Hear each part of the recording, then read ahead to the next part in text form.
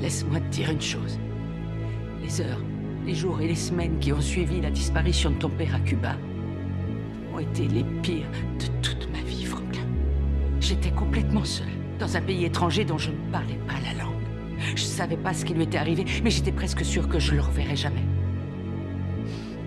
Et comme si la douleur et la frustration ne suffisaient pas, je vivais constamment dans la peur. La peur qu'il vienne me chercher, moi aussi. Ça a duré des mois, jusqu'à ce qu'un soir, je comprenne pour quelle raison Teddy m'a laissé vivre.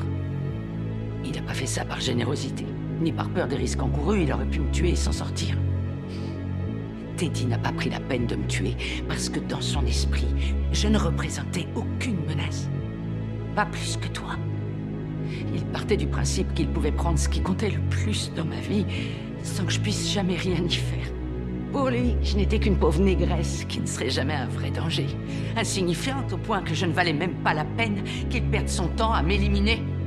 Et c'est à ce moment-là que j'ai tout compris, que j'ai décidé qu'en fait, j'emmerde Teddy, j'emmerde la CIA et j'emmerde le gouvernement qui leur a apporté son aide. Que j'allais faire absolument tout ce qu'il faudrait, non seulement pour détruire cet homme, mais aussi pour m'assurer qu'il sache que c'était moi, la négresse insignifiante, qui avait fait ça, que j'en ai plus que marre d'affronter la réalité, Franklin.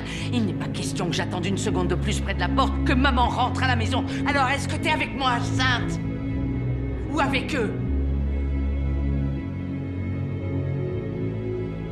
Ok. D'accord, dis à Ruben qu'on peut se voir demain.